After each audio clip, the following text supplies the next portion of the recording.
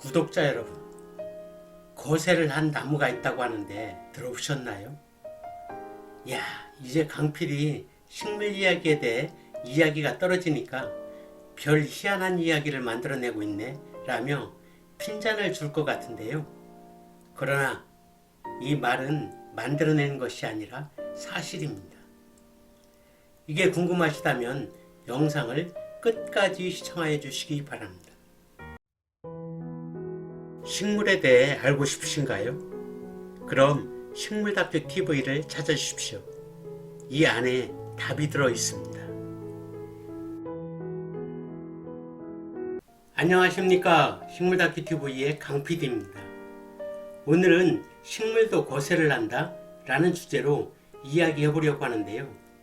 거세라고 하면 그 옛날 고려와 조선시대 때 내시가 생각나는데요.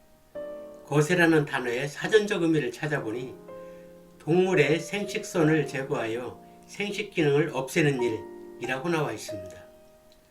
또한 농촌진흥청에서 나온 농업용어사전에는 거세란 원래는 정소를 떼어내는 것이지만 암컷의 난소 제거도 포함되며 식물에 있어서는 재홍이라고 하여 수꽃을 제거하는 것을 말함이라고 정의되어 있습니다.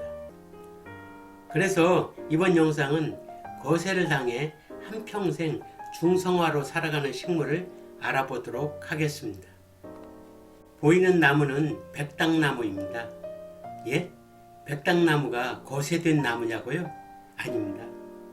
백당나무를 먼저 설명해야 하는 이유가 있기 때문에 소개하는 겁니다.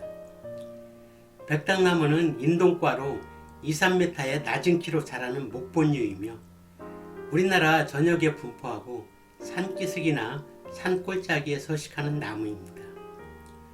잎은 마준하고 넓은 달걀 모양으로 가장자리에 톱니가 있고 끝이 3개로 갈라지는 특성을 가지고 있으며 5, 6월에 피는 꽃은 가운데 조그마한 양성화가 피고 가장자리에 3cm 정도의 중성화가 피는데 가운데 피는 진짜 꽃인 양성화는 꽃잎과 수술이 5개씩이고 꽃밥은 짙은 자주색을 띠며 가장자리의 중성화는 흰색으로 5개의 갈래 조각으로 갈라져 있으며 암술과 수술이 없는 가짜꽃입니다.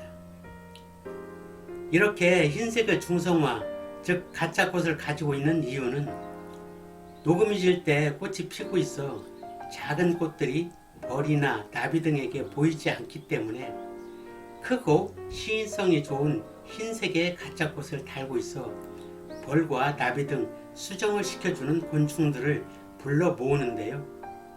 시인성이 좋은 가짜꽃에 이끌려온 곤충들은 꿀과 향기가 있는 진짜 꽃으로 이동하여 꽃가루를 다른 꽃으로 옮겨주는 역할을 하는 것으로서 이러한 가짜꽃은 중매쟁이들을 불러 모으기 위한 전략이며 오랜 세월 살아오면서 적응하고 진화된 산물입니다. 꽃이 진 뒤 열리는 녹색의 열매는 9월이 되면 8에서 10mm의 붉은 열매로 익어가는데요. 겨울 내내 줄기에 붙어있는 열매는 새들이 아주 좋아하는 먹이가 되므로 백당나무는 겨울철에도 새들이 끊이지 않는다고 합니다. 이번에 소개할 나무는 불두아입니다. 불두아는 인동과의 키 작은 목본류로 우리나라를 비롯하여 중국과 일본에 분포하며 거세를 당해 평생 동안 중성화로 살아가는 나무입니다. 불두아는 방금 설명한 백당나무를 이용하여 원예종으로 육성된 나무인데 백당나무의 유성화를 없애고 흰색의 무성화만을 피게 개량한 나무입니다.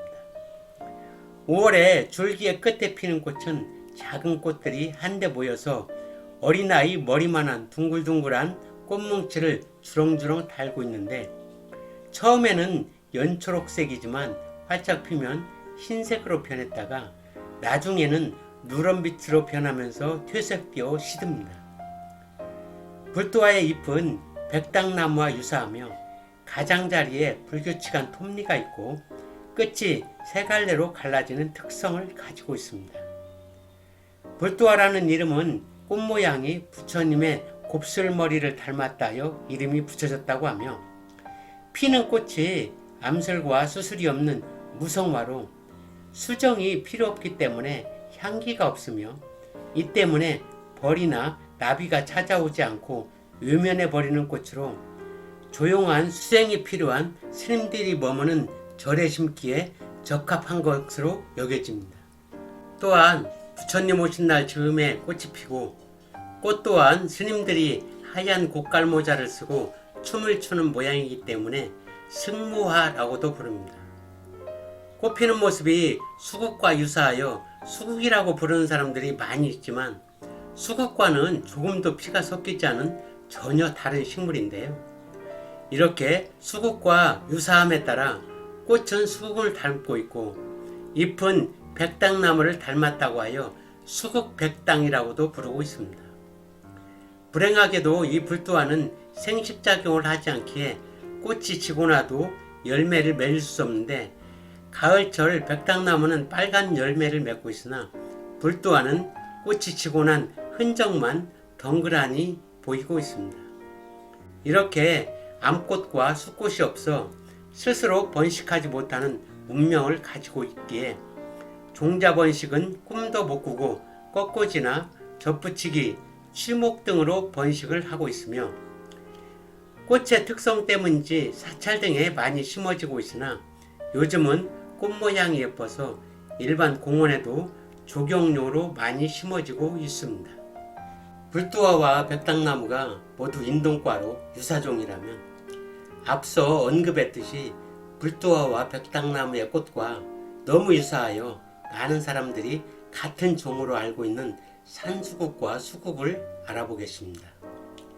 산수국은 범액위과에 속하며 우리나라 중부 이남 지역의 산에서 1m 안팎으로 자라는 낙엽 과목으로 산골짜기나 돌무더기 등 습기가 많은 곳에서 잘 자라는 특성이 있고, 잎의 길이가 10에서 15cm 정도이고 가장자리에 날카로운 톱니, 즉 거치가 있으며 쌈채소로 이용되는 깻잎과 거의 비슷하여 혼동할 정도입니다.